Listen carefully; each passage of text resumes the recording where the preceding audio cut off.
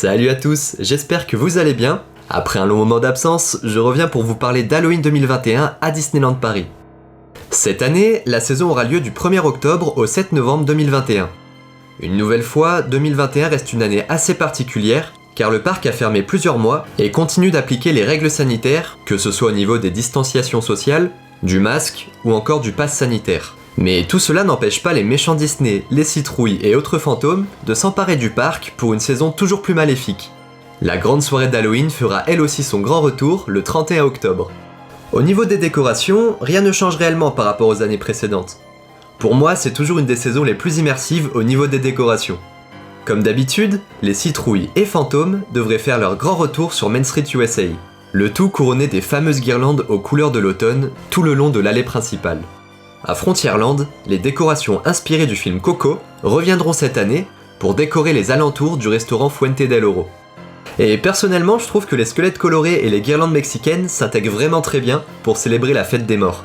D'ailleurs, si vous avez l'occasion de pouvoir rester le soir, c'est encore plus beau, car de nuit vous pourrez voir les guirlandes s'éclairer pour donner une immersion encore meilleure à Frontierland. Enfin, à Fantasyland, les ronces de Maléfique devraient également être de retour cette année. Et là, je vous donnerai le même petit conseil, essayez de les voir à la tombée de la nuit.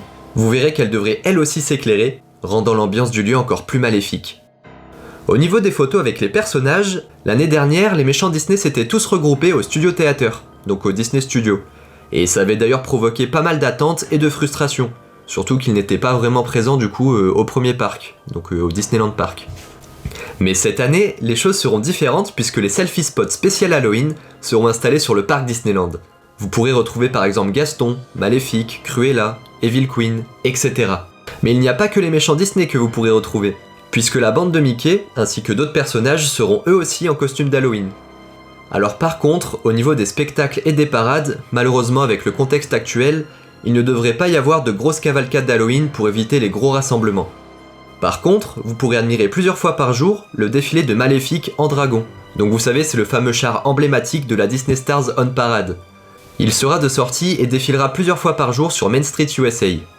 Après, bien entendu, vous aurez de la nourriture spéciale pour l'événement, ainsi que des produits dérivés uniques créés spécialement pour l'occasion. Donc si vous aimez bien faire du shopping et que vous aimez Halloween et Disney, ce sera clairement le moment. D'ailleurs, si vous voulez paraître un peu stylé dans le parc et rester en lien avec Halloween et Disney, la boutique de ma chaîne YouTube propose des t-shirts inspirés de l'attraction Phantom Manor ou encore de la Tour de la Terreur.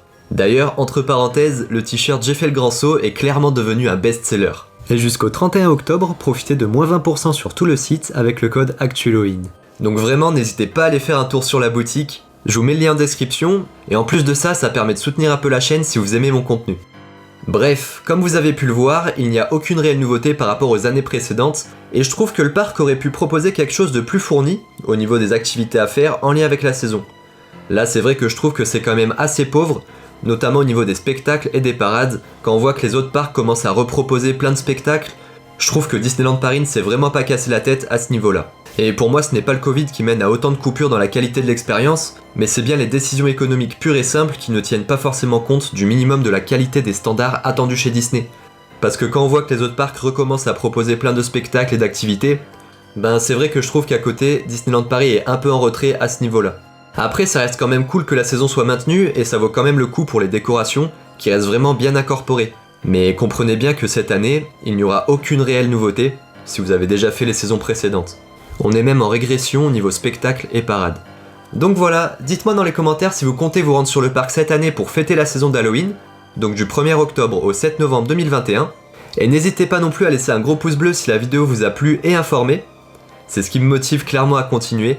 Et si ce n'est pas encore fait, vous pouvez aussi vous abonner et activer la petite clochette pour ne rien manquer des futures vidéos actualités sur les parcs à thème. Quant à nous, on se retrouve dans de prochaines vidéos, restez connectés et à bientôt.